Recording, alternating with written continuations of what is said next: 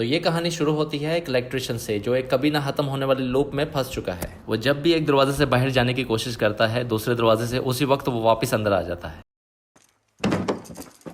No! No!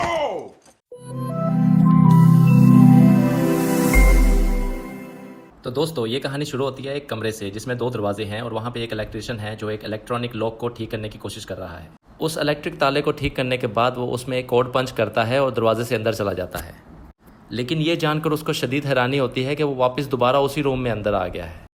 इसी हैरानी के आलम में वो दोबारा वापस दाएं दरवाजे से उसी कमरे में जाना चाहता है, लेकिन उसको ये देखकर और ज़्यादा हैरानी होती है कि वो अपने आप को उस दरवाजे से उसी कमरे में वापस जाते हुए भी देख सकता है। वो इलेक्ट्रिशियन ये सोचकर एकदम सख्ते में आ जाता है कि वो एक तरह के स्पेस लूप पैराडॉक्स में फंस गया है। वो जल्दी जल्दी में मुख्तलिफ कोड इस्तेमाल करने की कोशिश करता है, लेकिन हर बार उसका नतीजा वैसा ही निकलता है। कुछ देर सोचने के बाद वो एक दरवाजे में अपना टूल बॉक्स रखता है उसको खुला रखने के लिए, और वो एक दरवाजे से अंदर जाना शुरू करता है कि शायद वो इस तरह इससे बाहर निकल सके। लेकिन जैसे ही वो एक दरवाजे से बाहर जाता है, दूसरे दरवाजे से वैसे ही पहले की तरह अंदर आ जाता है। पहले तो वो इलेक्ट्रिशियन सिर्फ चलता है, फिर एकदम से वो तेज तेज भागना शुरू कर देता है। साथ ही में वो ऊंची आवाज़ में गुस्से में चीखता और चिल्लाता भी है। और जब वो भागते भागते थक जाता है तो वो अपने बैग में से जूस और बिस्किट निकाल के खाता है और सोचता है कि इस मुश्किल से कैसे निकलूं।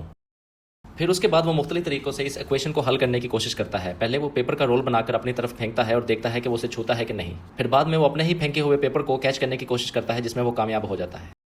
फिर उसके बाद वो लेट कर अपने ही पैरों को पकड़ने की कोशिश करता है, लेकिन वो उन्हें पकड़ नहीं पाता। फिर वो दोबारा से मुख्तलिफ कोड डायल करने की कोशिश करता है कि शायद इस बार किस्मत उसका साथ दे दे, लेकिन नतीजा फिर पहले जैसा ही होता है। उसके बाद ऐसा लगता है कि इलेक्ट्रिशियन ने अपना ज़हनी तवाज़ुन खो दिया है। वो तरह तरह की बचकाना हरकतें शुरू कर देता है। वो अपने तमाम औजार निकाल कर उनको इस्तेमाल करने की कोशिश करता है कि शायद कोई इस मसले का हल निकल आए, और इसी कोशिश के दौरान वो अपने कुछ औजार तोड़ भी देता है। फिर वो कुछ देर के लिए रोबोट के जैसा डांस शुरू कर देता है। अचानक उसे एहसास होता है कि दोनों दरवाजे दोनों तरफ से लॉक हो चुके हैं। वो दोबारा उस इलेक्ट्रॉनिक लॉक को खोलता है और मुख्तलिफ तरह की सेटिंग्स ट्राई करना शुरू करता है।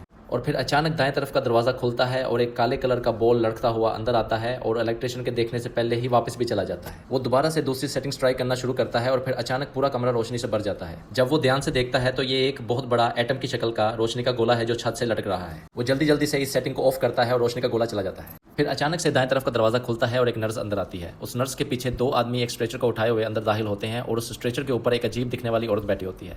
वो उसको मुकम्मल तौर पर नज़रअंदाज करते हुए दूसरे दरवाजे से गुजर जाते हैं, लेकिन जब वो उनके पीछे जाना चाहता है तो वो दोबारा से उसी कमरे में वापस आ जाता है, जिसकी वजह से वो और ज़्यादा गुस्से में आ जाता है।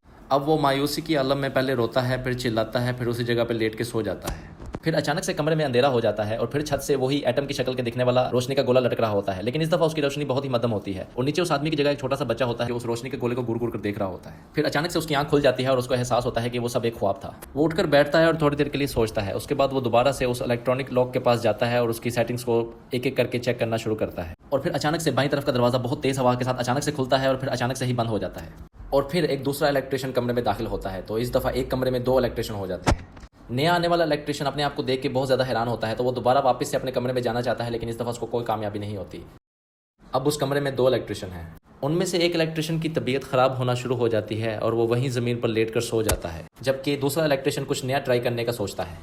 वो अपने कुछ कपड़े उतारता है और उनकी मदद से शॉर्ट सर्किट करने की कोशिश करता है कि शायद इस तरीके से इस रूम का दरवाजा उनकी दुनिया में वापस खुल सके। वो उन कपड़ों को जूस की मदद से गीला करता है ताकि शॉर्ट सर्किट करने में आसानी हो सके। जब वो कपड़े की रस्सी दूसरे कमरे में फेंकता है तो वो इलेक्ट्रॉनिक लॉक तक नहीं पहुंचती, तो फिर वो इलेक्ट्रिशियन अपने हाथों की मदद से इलेक्ट्रॉनिक शॉक करने की कोशिश करता है। अब वो एक हाथ से उस गीले कपड़े को पकड़ता है और दूसरे हाथ से जैसे ही वो नंगी तार को छूता है, उसको एक जोर का झटका लगता है और कमरे में अंधेरा छा जाता है। कुछ पल के लिए उस कमरे में वही अजीब रोशनी और वही बच्चा नजर आते हैं।